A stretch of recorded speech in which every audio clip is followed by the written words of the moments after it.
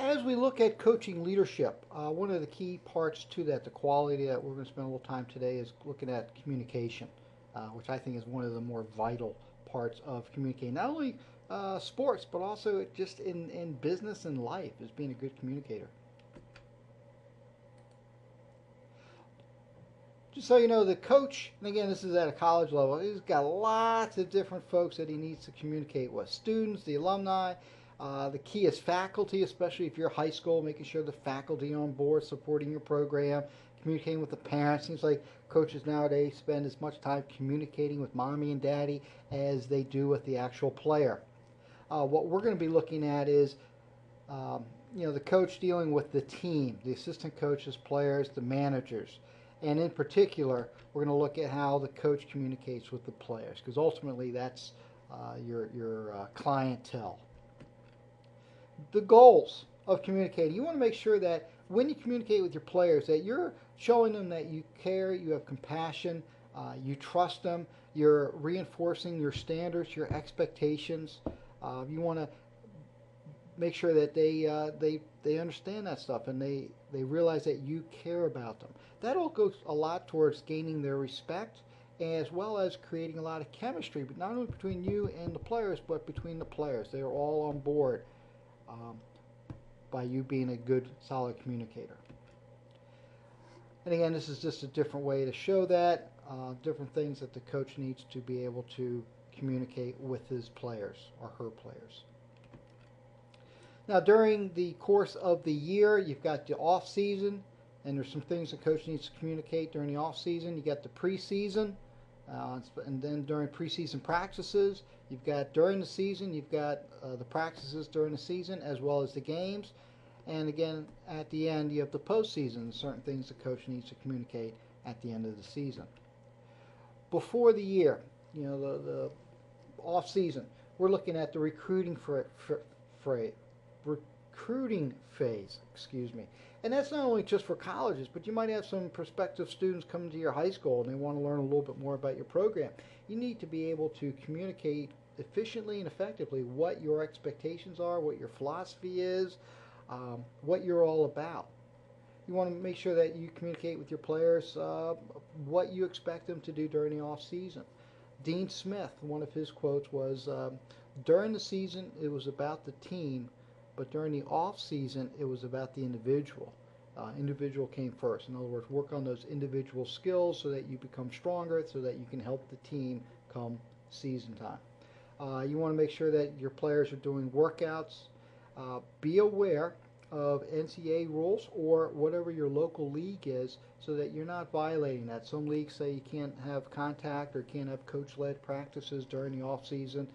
You want to make sure that you're aware of that, so you're not violating any of those league covenants. As well, you can always have your captains run practices. You can do your captains have morning workouts, but you want to be very leery of whatever the rules are. You want to be like Rich Rodriguez at Michigan and get in a lot of trouble because you had too many hours in the off season where you were coaching your kids. Preseason, you're going to be harping on your kids about your philosophy, and you want to make sure they know exactly where you're coming from. You want to make sure you communicate, are players locked into starting positions, or is it going to be an open competition? A lot of teams, they'll side with the veterans, the seniors, and the rookies sort of are the low man on the totem pole, and they have to work their way up. Make sure you communicate that with your team so that they know exactly what their chances are of playing. Expectations of the team, expectations of the individual, you need to communicate that, as well as towards the end of preseason, you'll have a pretty good idea who your starters are and who the bench players are. You need to communicate those roles and have your players understand what their roles are. And you do that during the preseason, towards the end of preseason, when you sort of have an idea. During the season, during practices, again, you're reinforcing, restating your philosophy. You're reiterating your expectations and your goals and the roles of the players. You're meeting with the players weekly, if not more. You can meet with them before practice. Take 2-3 guys, meet with them for a little bit during the practice, during a water break, after practice. It could be the morning. If they're in college, they can stop by your office, or if you teach them in high school, they can stop by your office, during their lunch breaks. But you want to meet with your players weekly. You want to continue to establish that rapport in the lines of communication, so if there are problems, you can head them off before they become big issues. During the season, practices, what the players are looking for is how consistent are you? Are you treating starters and subs differently? And you really want to be conscientious of how you treat all the players.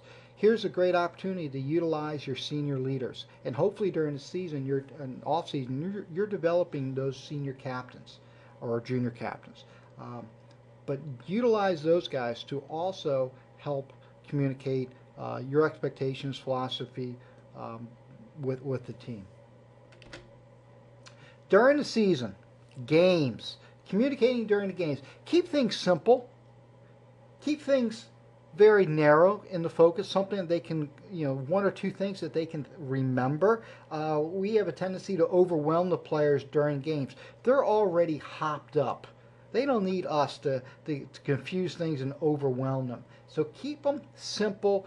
Keep it 1 to 2 main reinforcements of what they've been working on in practice.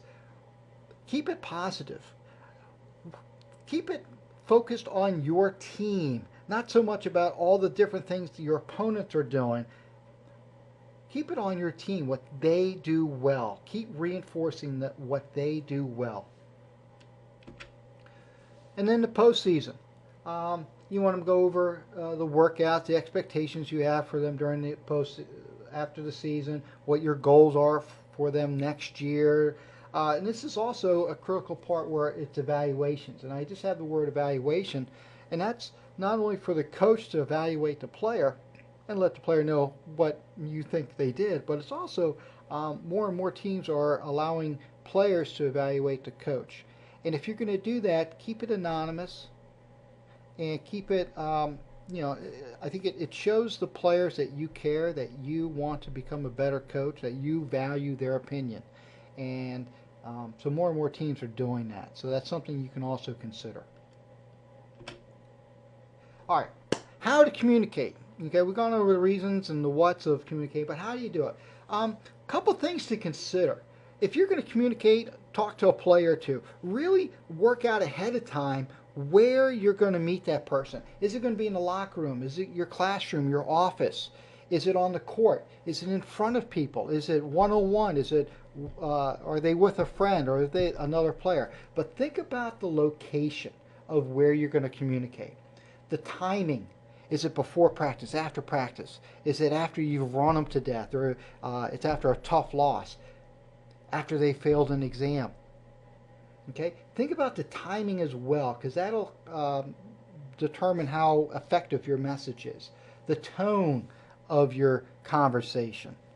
Is it upbeat? Is it negative? Or are you showing the kids that you're mad or you're upset with them?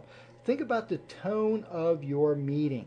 Is it a lot of negatives? So if you have a lot of no's or nots in that communication, that's going to come across as negative. So you be aware of your tone. And then the language. Think of the key words, the key phrases you want to use with that player. Write them down. Think about it ahead of time. Just don't go in there and wing it, because a lot of times you don't use the best words. So think about the language that you're going to use, the tone that's set, where you're going to say it, and when you're going to say it. And those all will have an impact on how effective you are as a communicator. What you say and what your body says. What your body says is much more powerful than what you verbally say. And you need to be aware of what your nonverbal communication is. If you're trying to be upbeat and all that during a game, and every time someone misses a shot, you put your head in your hands and you look to the sky and you flap your hand, that's a lot of negative nonverbal communication. That's conveying frustration. So no matter what the kids hear from you at the timeout or in between breaks, they're gonna know you're frustrated with them. All right, so be aware of your nonverbal communication.